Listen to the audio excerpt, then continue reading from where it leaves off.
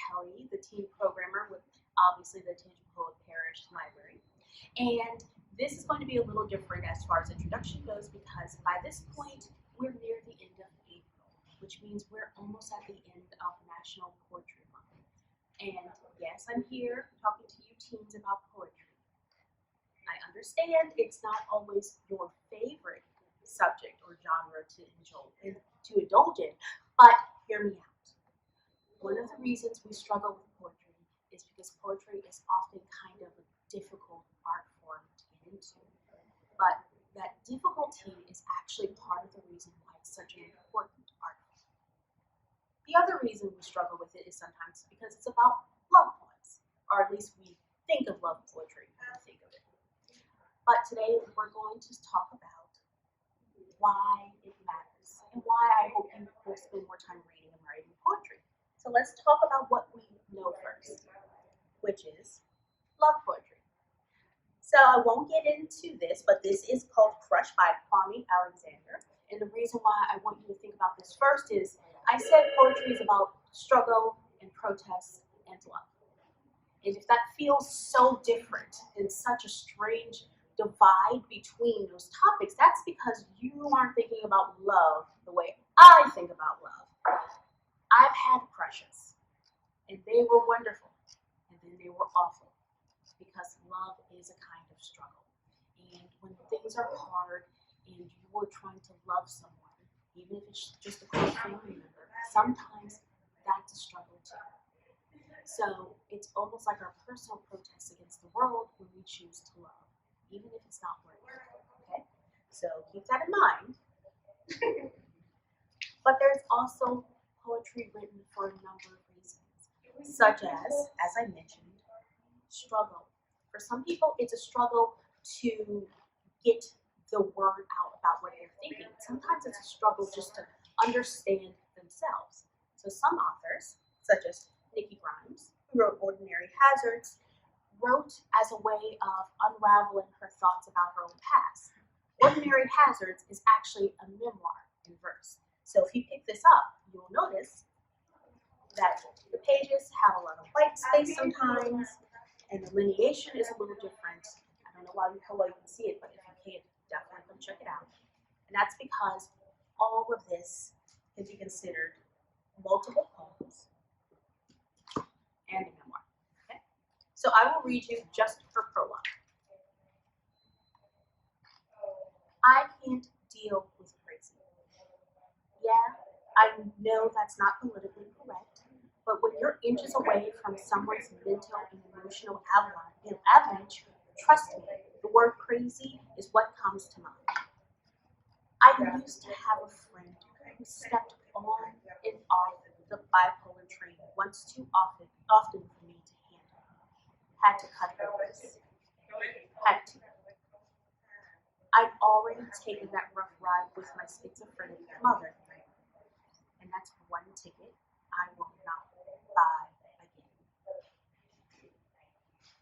It's a long story, but I'm a poet. I can cut it short.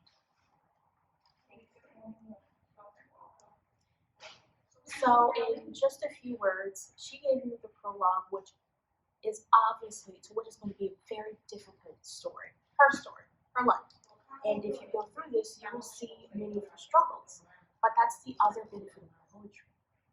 It has a certain power to it. It takes this difficult topic or emotion and it forces you to condense it down to the least amount of words possible. So it's kind of like taking something explosive and compacting it down into its smallest form. Well, I mean, you can imagine it's going to have a huge impact. One of the other books I very much enjoyed while discovering poetry this month is called Not by Kate Quinn. And while I won't read any of the poems here, I will tell you in a sentence what the book is about. The main character is named June, and as far as she has said, she's not hungry. At least that's what she's telling me. So I have a whole list of books I would love for you to look into, if only to understand how to describe these really powerful topics in a very eloquent way, or just to figure out how everyone else is dealing with it. But it would not be a Kelly video if we didn't have some kind of craft or activity. So what I'm going to show you here is a type of poetry called blackout poetry. Now, blackout poetry is fun, especially if you yourself aren't comfortable creating your own poem. And the reason why is because you take someone else's media. In this case, this is a page from a book, and you black out everything that does not apply in your poem. So, this is mine. And now you get to hear my original poem. Ready? You're going to look after the dogs. You're going to look after the house. You'll be responsible for you. Work resentment and discontent out the window.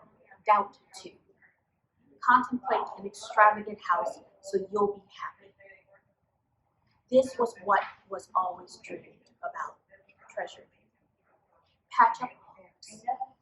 Visit them carefully. I'm very proud of that, especially since that wasn't originally mine, but I made it mine. So I'm going to make sure everyone has a few pages so they can practice their own blackout poetry. I would love to see what you make of it. Well, this will probably be the last time I see you before summer reading.